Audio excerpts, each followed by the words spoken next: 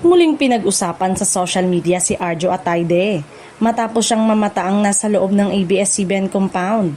Dahilan upang umugong ang espekulasyon na posibleng may nilulutong proyekto para sa aktor sa Kapamilya Network. Agad itong napansin ng ilang netizen at fans na matagal nang umaasang muling mapapanood si Arjo sa isang Kapamilya production. Dahil dito, marami ang nagtatanong kung senyales na ba ito ng kanyang opisyal na pagbabalik sa ABS-CBN. Matatanda ang naging bahagi si Arjo ng ilan sa mga dekalibreng proyekto ng network, kabilang ang critically acclaimed series na nagbigay sa kanya ng mas mataas at mas matinding pagkilala bilang isa sa pinakamahusay na aktor ng kanyang henerasyon. Dahil sa kanyang husay sa pag-arte, marami ang naniniwalang malaking dagdag lakas siya sa mga upcoming drama at action project ng ABS-CBN.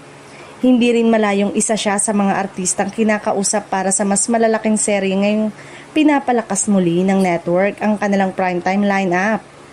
May ilang source din ang nagsasabing posibleng may meeting lamang si Arjo para sa isang espesyal na proyekto o streaming content.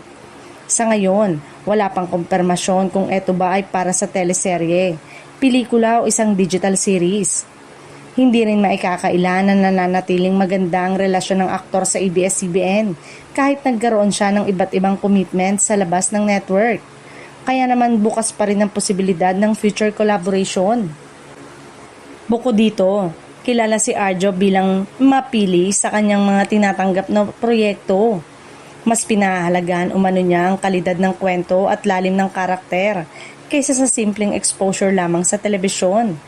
Kung sakaling matuloy ang kanyang pagbabalik kapamilya, inaasahang magiging malaking balita ito sa entertainment industry at siguradong ikatutuhan ng kanyang mga tagahanga na matagal nang naghihintay sa kanyang susunod na acting project.